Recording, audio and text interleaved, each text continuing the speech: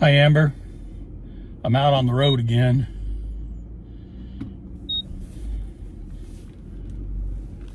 This is where I have my recording studio. Because it's quiet, not distracted by grandma or the TV or most anything else.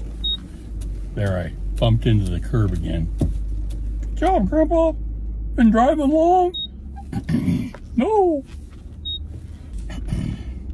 Hazy day out,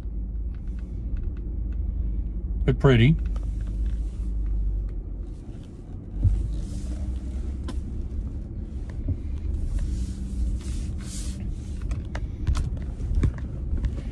Anyway, I may just put this audio or transfer it to just audio if I can figure out how to do it, because this is more of a talk rather than, you know, a video showing you much. Although I may throw some pictures in along the way, so who knows. But who wants to sit and watch Grandpa drive? Well, that's a thrill. I like that a lot. Not. Anyway, I thought I would share a little bit of background, my background, stuff you may have heard, maybe discussed along the way, stuff you might not have heard. And that's all good, because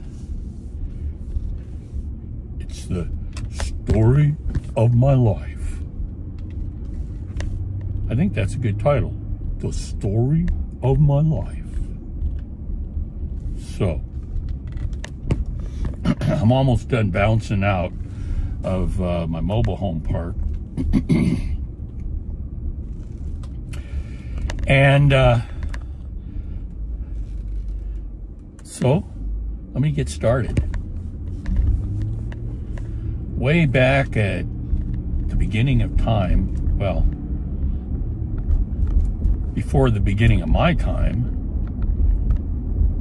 and before the beginning of my brothers and sisters in time. Anyway, trying to figure out what chapter to start in, where to go. Well, let's just start out with my parents. My parents were Jack and Clara Thompson.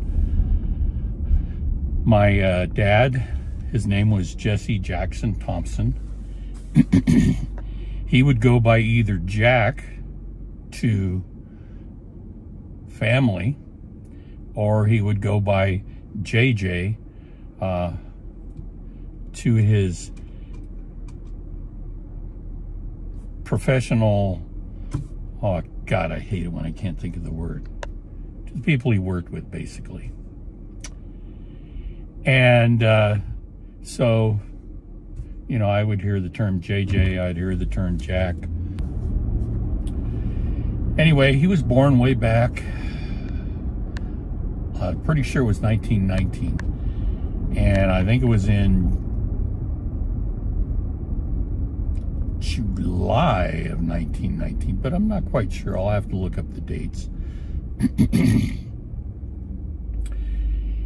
He lived most of his life in Sanger, California, up to, you know, his getting out of high school.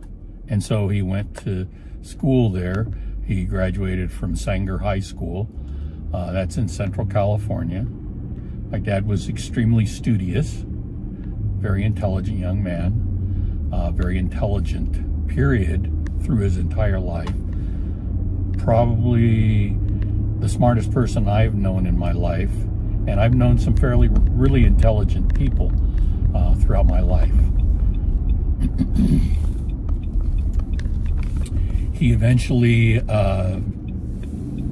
ended up getting a PhD in speech and language development. I think I gave Ruth his dissertation, because it was an actual book that he had to put together. At that time, that's what you did. And so she has, I believe, that book, because I had one of the few copies of it. And so I believe Ruth has it, if she even knows where it is. If not, it's lost to eternity. But that's okay. You know, who's going to sit down and read it? And I'm jumping forward. Sanger, California. He ended up going to college. He went to Santa Barbara,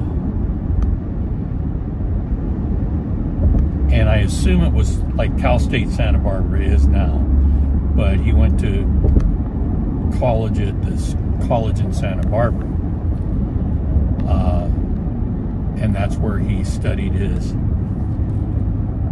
courses there, undergraduate courses. My dad was semi-outgoing and gregarious, and he liked to participate in theater arts and activities like that, which he did in high school, and he also did in college. And that's where he met my mom for the first time. So, shifting to my mom's name, Clara Lucille Roy, was her name before she was married. She grew up relatively poor. Her father died when she was 4 years old. Her father died, his appendix exploded, and so he died as a result of the blood poisoning that occurs from that. And there's a name for that, and I can't think of it off the top of my head. If I do and I make a video, I'll post it, because, you know, I'm not thinking of everything right now because I'm driving, so I'm kind of thinking about driving too. But so she was born Clara Lucille Roy. Father died. Her mom had really no way to support 3 children that she had where she was, and she was in Illinois, and so she decided to move out to where a lot of her relatives had moved, and her relatives were in a group that were Tuttles and Hobarts. And so she came across country in an old Model T. You know, you see pictures of people doing that with the, you know, the little baby rocking chair tied on the back of the car. And basically, her mom did that in an open vehicle because they didn't have windows. And they drove from Illinois to California. Basically, I believe it was Pasadena. And she had a brother who was much older than she was. I think he was like 10 years older at the time. And she had a sister who was maybe 4 or 5 years older. And so they came across and they went to live with some relatives, which is what happened during the Great Depression. You either were without and living in a shanty town, or you went and you moved in and you lived with families, you know, family members, and families took people in. A lot of them did, because you didn't have money, you didn't have any place to go, you had to do something. And so they ended up moving in with some family in California. Her mom,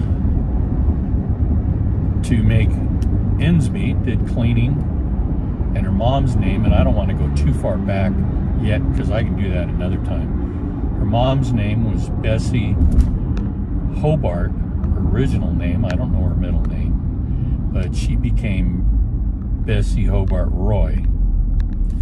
And she, like I said, did some cleaning, but she also could cook, and so she kind of opened a bakery out of the house they were living in.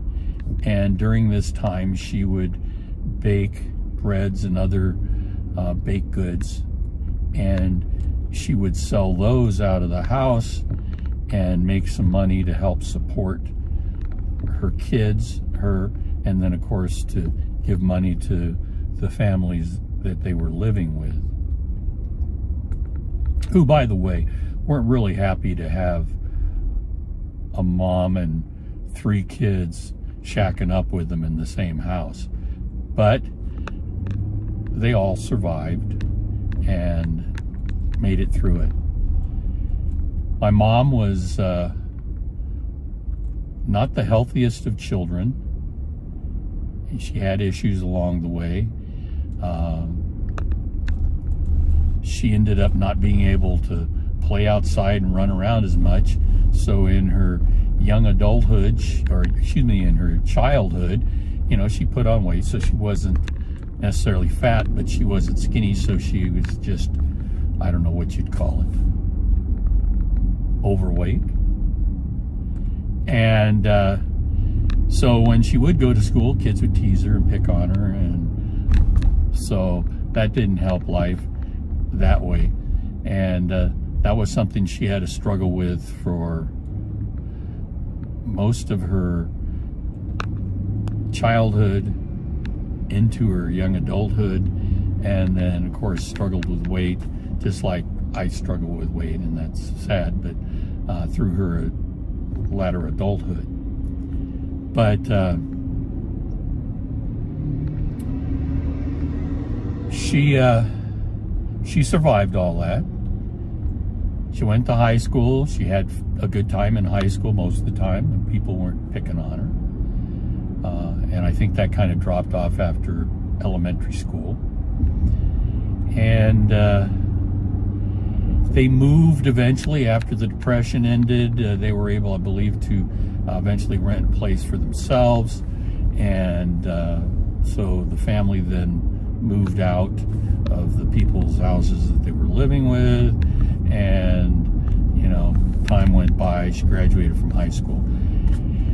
And eventually, she ended up going to college at in Santa Barbara. Now, she may have gone to a community college before that, but they really didn't, I don't think, call them community colleges so much. Or maybe they did, I don't know. But I know she ended up at Santa Barbara, where my dad was.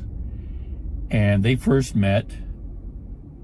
He was in a play, and she had sewing skills because one of the things that her mom would do would be to take in laundry, wash people's clothes, because you did what you could do to make money. But not only that, but you had to repair clothes many times or alter things and so on. And so she had learned how to do some of that. And so when she was in college, she signed up to help with the costumes, to make the alterations, adjustments, and make the costumes. And so that was her little stint in the theater aspect where they met. And so she met my dad several times and dealt with him several times as the seamstress for costumes, and him as one of the performers or actors in the plays that he was in. There was no romance. There was no lightning strikes, nothing. In fact, they knew each other, but really weren't enchanted by any means with each other. So, time goes by, moving forward. My mom graduates from college. My dad graduates from college. They all start going about their own business. About this time, of course, or not of course, but about this time, World War II is hitting hard. And so my dad was starting to work on his postgraduate work, and he got drafted, I believe. And so he ended up going in the military. My mom at the time, she had graduated, and she had taken classes in food management, things like home economics types of classes. And so she was working as the dietitian, or the person that runs a kitchen, a set of school kitchens at the time, I believe. And I may be jumping ahead or jumping back. I don't know which way I'm jumping. But that was where she was headed as far as jobs and careers and so forth. at this time that the war broke out. She did work up in Victorville for a time, but I think that came closer to the time when she was going to get married, because she worked in La Mesa, which is way down in San Diego County. She worked down there in the public schools, in the kitchens, and then her sister was living, like I said, in Victorville at the time. She had gotten a job teaching up there, and home ec teaching, and so my mom moved up there and was working, I believe, in the kitchen for a short period of time there. During this time, in the mid-40s, somehow or other, you know, there was this thing where, you know, you should write servicemen letters so that they have something to read and to talk to. And she came across the fact that Jack Thompson was in the military and, you know, would like to hear from or get messages from people that he had known. And so she starts writing him. And the whole romance building up to getting married basically took place in letters. I had those letters for a while, but I think I gave those to my sister because I didn't know what to do with all these love letters. You know, where do you store all this stuff?